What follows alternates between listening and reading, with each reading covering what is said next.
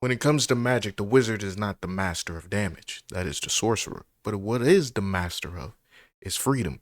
And this wizard build I'm going to show you today will allow you to have complete freedom in your turn order in Baldur's Gate 3.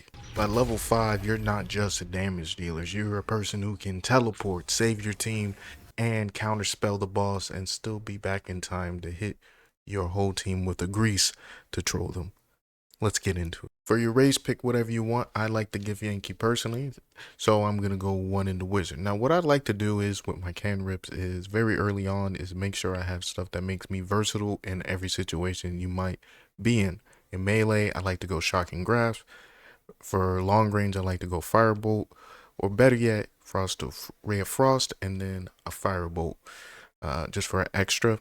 Also, I do like the friends cantrip, but you probably don't want your wizard to be the person talking in your party.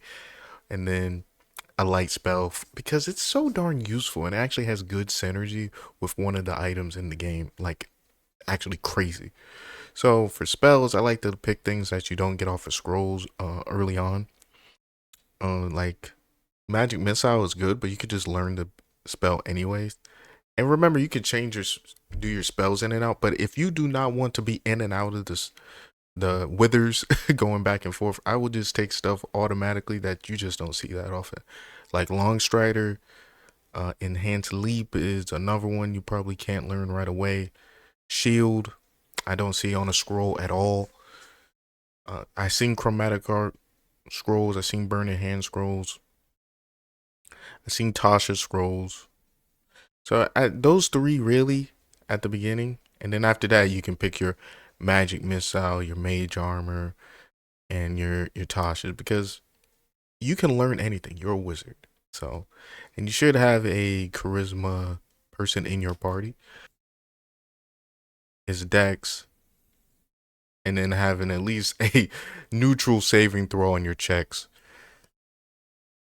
For your proficiencies, these barely come up, but when they do, it's really cool. Like the Arcana check coming up is super awesome, actually. So, wizard level 2, by far, I think the Abjuration Wizard is the most versatile because it gives you a strong reaction and gives you a base chance when you get hit, because your armor class isn't going to be too high on a pure wizard.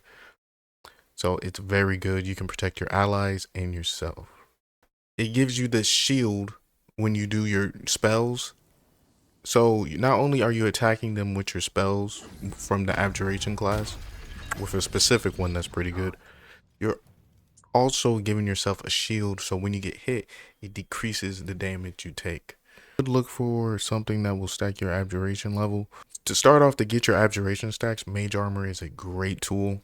Then you can go to Protection of Good and Evil if you want to. I'll take False Life. Now, if you were a Warlock, if you went one into Warlock, which I've seen people do, you can get the armor of a Gay Fist, get the medium armor, but I'm really want to show the power of a full-blown, we're not going to multi-class or get too fancy with it, wizard. At wizard level 3, things get awesome because, like I said, this build is all about just doing what you want to do really in your turn order or outside of combat. Like if you just want to use all your level 2 spell slots to knock every annoying door that locks that, I think there's only like 3 or 4 doors that just stay locked that you can't use knock to completely cheat.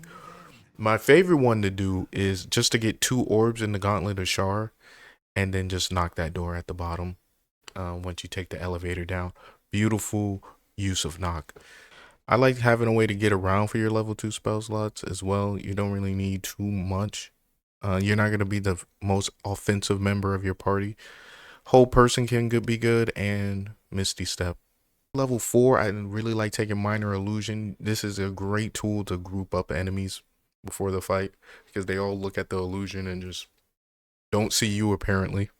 We have Scorching Ray, and Scorching Ray is great, especially with the fire acuity hat. You don't have to be a sorc to use it.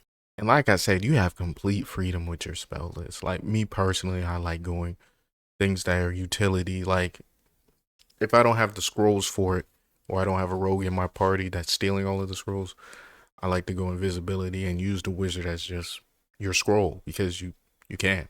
Like if you only can afford one scroll, just have the wizard learn it forever for double the price. That's pretty good economy if you ask me. Your wizard's feats, if you're staying pure wizard, you kind of want a way to defend yourself, maybe with like a moderately armored might be okay. A elemental adept if you're going with one element, but I would advise a sork if you're doing that. Oh, Abjuration Wizard actually benefits immensely from having medium armor proficiency. That's why I am a Githyanki. So going first is not really that big a deal. So I like just having my ability improvement. I've read somewhere on my comment sections that dual wielder is a great feat. So if you want to use dual wielder as well, maybe a little later on once there's more abundance of staffs later, that's totally fine. Level 5 is when wizards get really strong. Counterspell is great. But you already have a great reaction at level 6 when you get your projected ward. So you can kind of decide what you want to do from turn to turn. If it's an AoE spell that will hit everybody, I would counter it. And the projected ward doesn't take spell slots. So if you're low on spell slots from trying to get your ward up before battle with a mage armor or a conjure scroll of, or using good and evil, and I know it says leveled spells, but you can use scrolls. They won't tell you the level of the scrolls. You just got to remember that, oh, a mage armor is a level 1 spell, but it's still pretty good. I like going to, this is such a great level for Abjuration because, dude, we get Counterspell and we get Glyph of Warding, which is an attack spell with like a bunch of different flavors. You got to be pretty close to use it, but it doesn't really matter. You don't care if you're close, far away. You got a shield that reduces damage every time you get hit. So you can prepare before each and every battle, and the more metagame knowledge you have, the way better you're gonna do in those fights. So if you see a big fire monster, I'm just gonna say, don't use fireball. Maybe learn all the awesome attack spells of each flavor, all the OP spells like Cloak of Dagger, Lightning Bolt. Slow, if you're going to Lithic powers, it's pretty bad later because you get a free slow with Black Hole. Just by using your action, and you don't have to concentrate on it. But if you're not going to Lithic powers, slow is a great spell. That's an honorable mention there. Level 7, we get our level 4 spell slots, and we just keep getting stronger and stronger, man. Ice Storm is a great AoE spell that you can have, and really, Arcane Lock is a good way to get your stacks up if you want to, just lock a door, release the concentration, lock the door again. Especially at camp, almost every camp has a door, except the outdoor ones. Or you can find any door anywhere in the game. Yeah, go ahead and spend that level 5 spell slot, the Arcane Lock, put this Arcane Recovery on, and get all your spell slots back. If you get the Arcane Battery Staffs, which are plenty in Act 3, if you go with the Lithic powers, you can free cast Arcane Lock to get your stacks up, but rarely you're gonna go down to 0. Caught this while I was editing. Arcane Lock doesn't have a concentration, so just keep locking the door over and over. Also, tactically, Arcane Lock is a really good spell. This would allow for you to get your abjuration stacks in the flow of battle. You are sacrificing your spell slots to do it, but it is a great way to keep it up. And yes, you are sacrificing your spell slots for freedom, essentially. I understand that, but you get a lot of them back. Like, it only took me like 4 casts, a level 4 upcast, and then just get them back with my wizard restore power, and I got a lot of stacks. You don't have to max your stacks out. Olotuk's Resonant Sphere, I like doing, even though it's an evocation spell, I like doing for trolling people. I'll be honest. At this point, you can spend your turn being useful. That's totally fine. But you can really just troll your friends if you're playing with your friends, or just do whatever you want. Maybe you always wanted to try enlarge and reduce.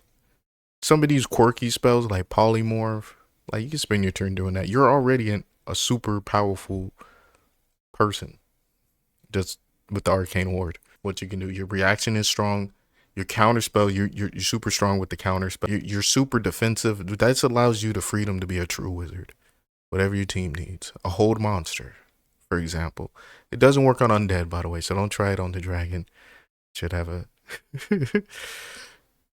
don't try it on the dragon. Don't try it on any undead. It don't work. Now there is a special hold with the ring at Ketheric that you can use.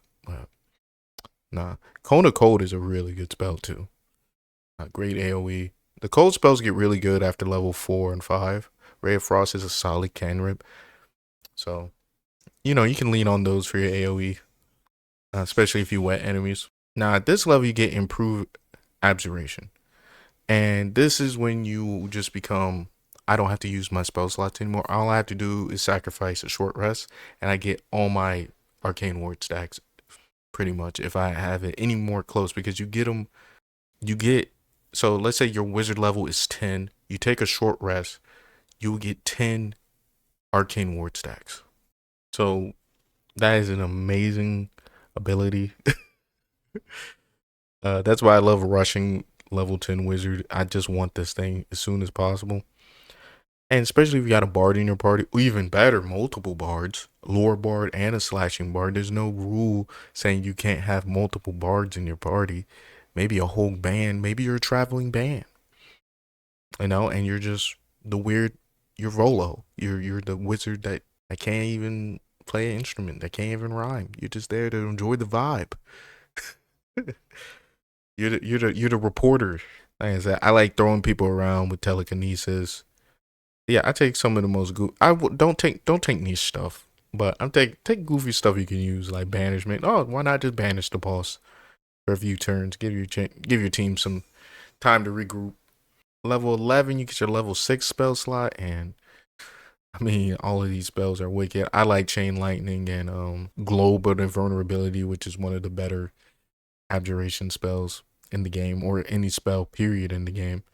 Since you're a pure wizard, and this will put you kind of got like an advantage over people who multi-class out. You get this extra feat, right? For me, you could take Alert if you don't want to be surprised. Alert, I think, gets most of its value in Act 2.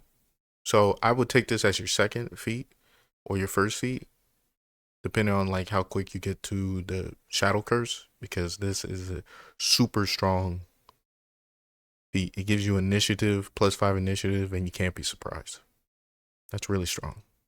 And like I said, the dual wielder thing is pretty cool. You could take take Tavern Brawler if you're using elixirs, and just punch people if you want. I'm serious. You are that you are that useful to the team without your turn meaning much. I think in my co-op playthrough, I spent a whole turn just on my back, and we won the fight. So, like, I took the whole fight on my back. As long as you're alive and breathing, so I would focus on just. Oh, how he hit me with 61? Am I wet?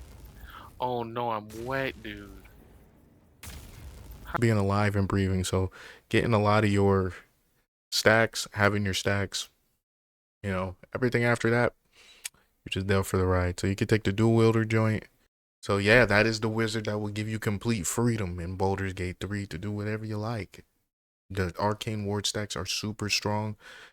Showed you examples throughout the video of me getting smacked up and still being alive. And hey, I'm still kicking. You enjoy your day, and I'll see you in the next one.